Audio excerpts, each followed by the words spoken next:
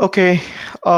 तो आज का हमारा टॉपिक है कि हमने अपडेट जो किया है लेटेस्ट उसमें हमने क्या बनाया है और उससे क्या फ़ायदा हो सकता है और ये अपडेट में बेसिकली क्या आएगा आपके लिए। तो पहले प्रेजेंटेशन में देख लेते हैं। तो जो हमने 4 मेजर अपडेट्स बनाए, बेसिकली 5 है लेकिन मैं सिर्फ 4 पॉइंट आउट करूँगा। तो सबसे पहली चीज़ जो हमने बनाई है, क्या होता है कब जभी भी कोई कस्टमर हमारा सॉफ्टवेयर यूज़ करता है तो उसको सपोर्ट लेने के लिए या तो हमारे कस्टमर केयर पे कॉल करना पड़ता है, या तो उसको एक मेल भेजना पड़ता है सपोर्ट के लिए। लेकिन हमने सोचा कि क्यों ना ऐसी कोई चीज़ बनाई जाए जिससे सपोर्ट की जो इन्फॉर्मेशन है वो एक क्लिक पे कस्टमर के सामने अवेलेबल रहे और उस चीज़ को ढूँढने में उसको टाइम ना लगे। मतलब मान लीजिए अगर आप एल शेप ऐड के बारे में समझना चाहते हो, तो आपको ज़्यादा ढूँढना ना पड़े, आप एक बटन पे क्लिक करें और सीधे आपको एल शेप ऐड के बारे में पता चल जाए। तो इस चीज़ के बारे में मैं आपको मेरे प्रेज़ेंटेशन में बताऊँगा। तो मैं इस पूरे सीरीज़ में प्रेज़ेंटेशन और मेरे स्क्रीन के बीच में शिफ्ट करता रहूँगा। तो जो पहला पॉइंट है उसको बताने के लिए मैं आपको प्रेज़ेंट मेरा स्क्रीन शेयर कर रहा हूँ।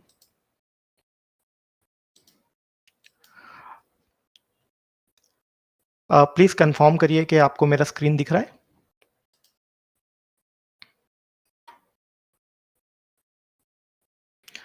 जी, तो ये जो अपना सॉफ्टवेयर है, आपको इसमें अगर आपको जो नई चीज़ दिखेगी, वो ये होगी।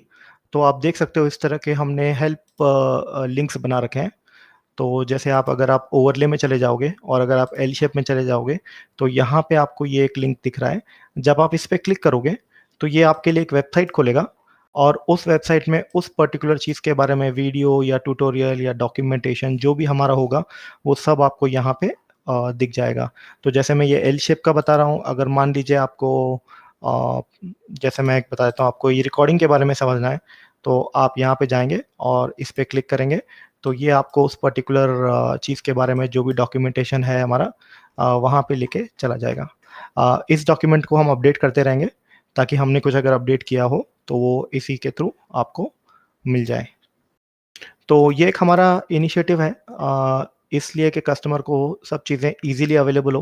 मतलब जो भी कस्टमर सीखना चाहता है या जो भी कस्टमर जानना चाहता है, तो वो पर्टिकुलरली ये हेल्प लिंक देखे और वो इस पर्टिकुलर चीज़ के बारे में जान पाए। तो ये हमारा एक फर्स्ट स्टेप था। तो लेट्स वापस अपने स्क्रीन शेयरिंग पे चले जाते हैं, सॉरी स्लाइड शो पे चले जाते हैं। तो जो दूसरा हमारा हमने बनाया है, वो हमने बनाया है जो लोग एनडीआई यूज़ करते हैं।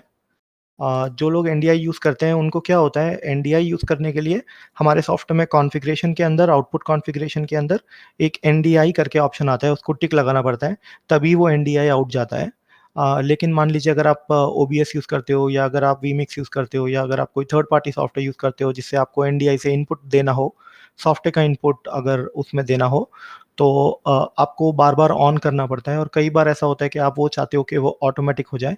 तो हमने जो ये सेकंड वाला ऑप्शन बनाया है, ये उसी को ध्यान में रख के बनाया है, तो मैं फिर से मेरा स्क्रीन शेयरिंग पे चला जाता हूँ। तो अभी अगर आप देखोगे तो यहाँ पे पहले क्या होता था, आपको ये कॉन्फ़िगरेशन के अंदर, आउटपुट कॉन्फ़िगरेशन के अंदर यहाँ पे एनडीआई पे टिक लगाना होता था। ये हर बार करना पड़ता था, जब अभी भी आप सॉफ्टवेयर बंद करके चालू करते थे, आपको ये टिक लगाना पड़ता था। ये परमानेंटली सेव नहीं होता था। तो हमने क्या किया, यहाँ पे आप अगर देख सकते हो नीचे की तरफ एक हमने नया-सा एक ऑप्शन बनाया है। तो फिलहाल ये एनडीआई ऑफ है, अगर आप इसको ऑन करोगे, तो ये आपके लिए एनडीआई ऑन कर देगा और इसकी ख़ास बात ये होगी कि जभी भी आप सॉफ्टवेयर बंद करोगे, 1 मिनट दीजिएगा मुझे फिर से चालू करने के लिए।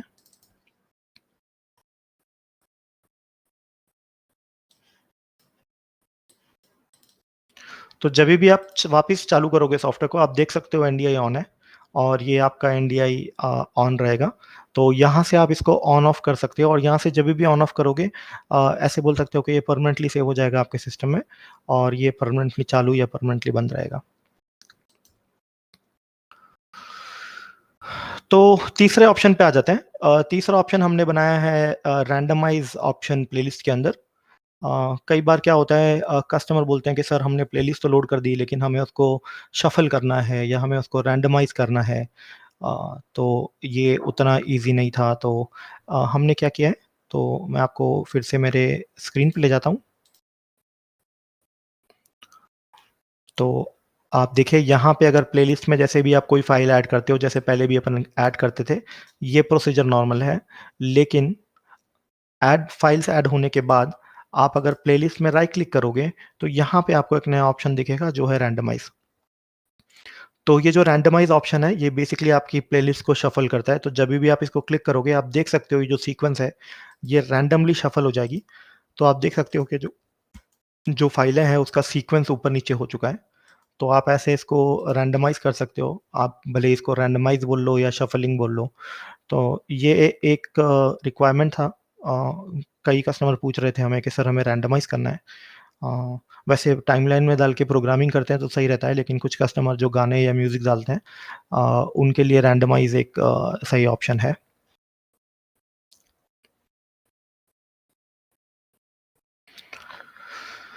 तो फिर से आ जाते हैं अपने चौथे पॉइंट पे। तो जैसे मैंने बताया था हमारे पास मेन 4 मेजर अपडेट्स हैं। तो जो चौथा मेन अपडेट है वो है स्ट्रिप ऐड के रिलेटेड। अगर आपको पता होगा तो फ्लैश बंद हो चुका है। फ्लैश अभी कोई भी मतलब दुनिया से निकल चुका है। फ्लैश ने खुद अपने आप को एंड ऑफ लाइफ बोल दिया है। तो कहीं भी पॉसिबल नहीं रहेगा कि आप फ्लैश की फ़ाइल चलाओ। लेकिन कई कस्टमर्स जो ऐसे थे जो फ्लैश में स्ट्रिप ऐड बना के डालते थे, तो उन लोग को एक सॉल्यूशन चाहिए था और वो सॉल्यूशन बेसिकली हम लेके आए हैं। तो हमने अभी फ्लैश फ़ाइल या फिर जो स्ट्रिप ऐड होते हैं हमारे, उसके अंदर हमने MP4 फ़ाइल का सपोर्ट दिया है। तो मैं आपको ये एग्ज़ाम्पल के साथ समझाना चाहूँगा, तो चलते हैं अपने स्क्रीन पर।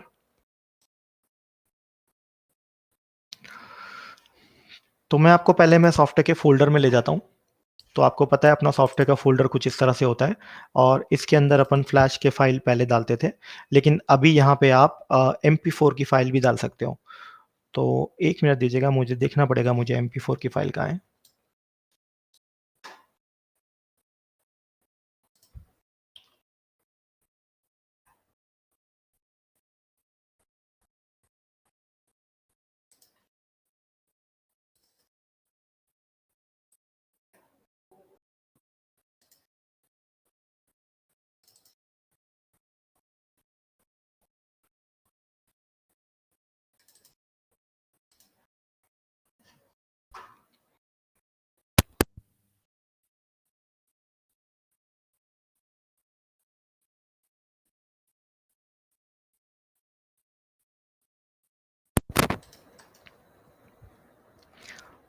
माफ़ कीजिएगा, वो मेरे दूसरे कंप्यूटर में मुझे कॉपी करना पड़ रहा है। मैं कॉपी कर रहा हूँ, 2 मिनट रुकिए।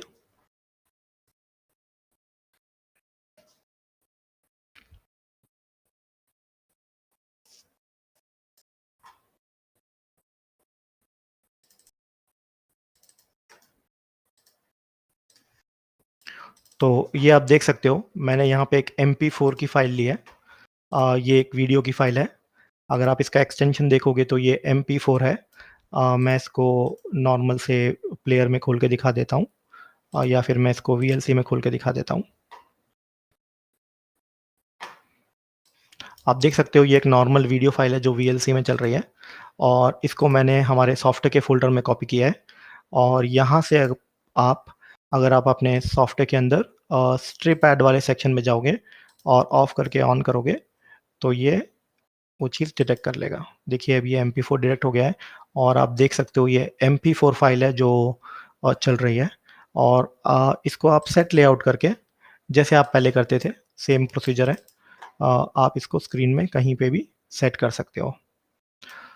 इसके अलावा जैसे मैंने बोला था, हमने एक स्केलिंग टाइप का ऑप्शन चेंज किया है। बेसिकली पहले क्या होता था कि अगर आपको इसकी हाइट और विड्थ बढ़ानी होती थी, तो आपको प्रोपोर्शन में ही बढ़ानी होती थी। इसका मतलब ये है कि अगर आपकी हाइट बढ़ेगी तो उसकी विड्थ भी बढ़ेगी। लेकिन कई बार क्या होता है कि ऐड कस्टमर बना के देता है और कस्टमर अपने हिसाब से नहीं बनाता है, मतलब कस्टमर उसकी जो भी साइज़िंग होगी उसके हिसाब से बनाता है। तो हमने ये ऑप्शन ऐड किया है। पहले अगर आपको याद होगा तो अगर आप हाइट बढ़ाते थे तो उसकी विड्थ भी बढ़ती थी। लेकिन अभी आप अपने हिसाब से इसको रीसाइज़ कर सकते हो और जैसे ही आप रीसाइज़ करोगे, ये स्केलिंग टाइप जो है वो आप जैसे उसको चेंज करोगे, ये वैसे ही उसके हिसाब से चेक कर देगा। तो ये बेसिकली अपडेट नहीं है। मैं इसको जो मेन 4 अपडेट है, उसके अंदर ही ये चौथे अपडेट जो स्ट्रिपैड में MP4 का जो फॉर्मेट है, उसी के अंदर हमने ये लाया है। तो चलते हैं अपने स्क्रीन पे वापस। तो जैसे मैंने बोला स्ट्रिप ऐड के अंदर हमने अभी MP4 का सपोर्ट दे दिया है और स्केलिंग टाइप जैसे मैंने बताया था अभी कि आप अपने हिसाब से कस्टम सेटिंग पे उसको चेंज कर सकते हो। तो लाइव डेमो मैंने आपको बता दिया। अगर आपके कोई भी सवाल हो, तो आप हमारी सपोर्ट टीम से कॉन्टैक्ट कर सकते हो। फ़िलहाल मैं चैट बॉक्स पे अवेलेबल हूँ, तो अगर किसी को भी कोई सवाल हो, तो वो हमारी सपोर्ट टीम पे या तो मेल करके पूछ सकता है या तो जो चैट बॉक्स है उसके अंदर इस पर्टिकुलर चीज़ों के लिए बोल सकता है और हम लोग आपको अभी जवाब देंगे उसका।